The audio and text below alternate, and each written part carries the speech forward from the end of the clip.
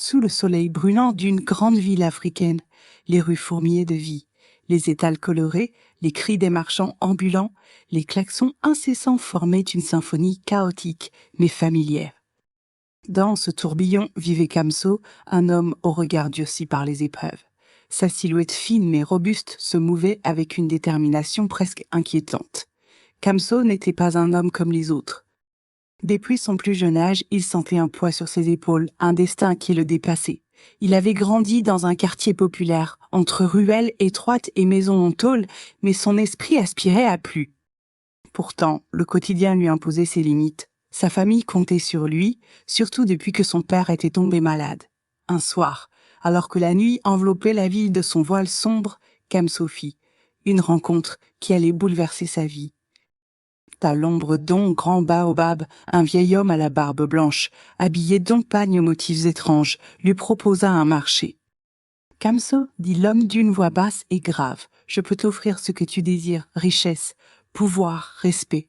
Mais en échange, tu devras me céder ce que tu as de plus précieux. » Kamso, surpris et méfiant, sentit son cœur s'accélérer. Qu'est ce que cet homme connaissait de lui? Que pouvait-il offrir de si précieux? Qu'est ce que je dois donner? Point osa-t-il demander? Le vieil homme sourit mystérieusement. Ton âme, répondit-il simplement. Un silence glacé s'installa.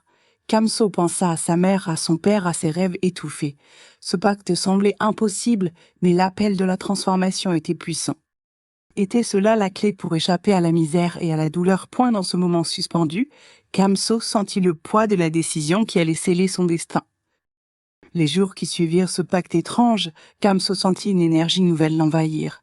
Dès labo, il se leva avec une force qu'il n'avait jamais connue. Ses idées devinrent claires, ses gestes précis. Il trouva du travail rapidement, un emploi bien payé, respecté par tous dans le quartier.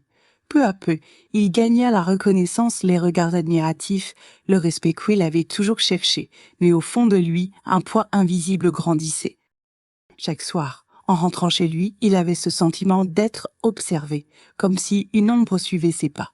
Un soir, en traversant une ruelle sombre, Kamso croisa une jeune fille, Amina, qui semblait perdue et effrayée. Elle portait un collier ancien, orné d'un pendentif en forme de spirale. Kamso sentit un frisson parcourir son corps. « Tu as l'air d'avoir besoin d'aide » murmura-t-il. Elle le regarda intensément, comme si elle percevait quelque chose en lui que personne d'autre ne voyait. « Toi aussi tu as changé » dit-elle simplement. Mais à quel prix? Kamso voulut répondre, mais les mots se perdirent dans son esprit troublé.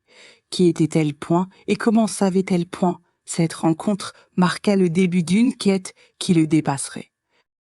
Le jour s'écoulait et Kamso ne pouvait plus ignorer les signes étranges autour de lui.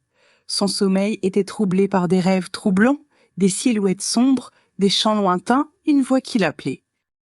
Son corps semblait se transformer, sa peau parfois parcourue de frissons glacés. Lors d'une soirée où la pluie battait les toits de tôle, Kamso se rendit chez le vieil homme au baobab, cherchant des réponses. « Pourquoi ce prix ?»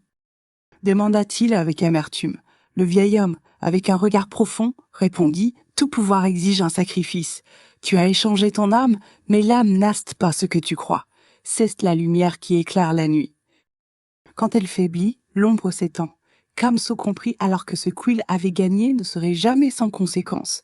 Il devait maintenant choisir entre garder ce pouvoir au risque de se perdre, ou renoncer et retourner à sa vie d'avant, humble mais libre.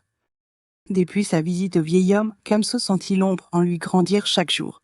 Ses gestes, autrefois pleins de vie, devenaient lourds, presque mécaniques. Son regard, autrefois plein de lumière, se faisait parfois vide, perdu. Un matin, alors qu'il traversait le marché, Kamso entendit des murmures, des voisins parlaient de changements étranges autour de lui. Certains évoquaient des malédictions, d'autres des rumeurs d'un pouvoir surnaturel. Mais la véritable épreuve arriva quand Amina réapparut, cette fois plus déterminée. « Tu ne peux plus fuir, Kamso. L'échange est fait et il réclame son dû. » Sa voix était ferme, presque douloureuse. Elle lui tendit une petite fiole contenant un liquide rouge sombre. « Ceci est la clé pour retrouver ton âme, mais elle t'exposera à la vérité que tu redoutes. » Kamso regarda la fiole, sentant le poids du choix. Il savait que ce chemin serait dangereux, mais c'était peut-être sa dernière chance. Kamso prit la fiole avec une détermination mêlée de peur. Il savait que ce serait son dernier combat, un duel entre l'ombre qu'il avait envahi et la lumière qu'il avait presque oubliée. Dans le silence de sa chambre, il but le liquide rouge. Une chaleur intense se répandit dans son corps, puis une douleur aiguë, comme si son âme elle-même se rebellait.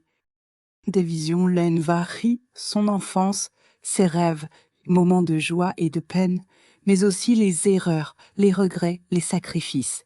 Puis au cœur de cette tempête intérieure, Kamso vit Amina apparaître une dernière fois. Ce n'est pas la fin, mais un nouveau commencement. L'âme se bat toujours pour sa liberté. Quand il ouvrit les yeux, la lourdeur avait disparu. La lumière était revenue, plus forte qu'avant. Kamso comprit que l'échange n'avait pas été une perte, mais une épreuve.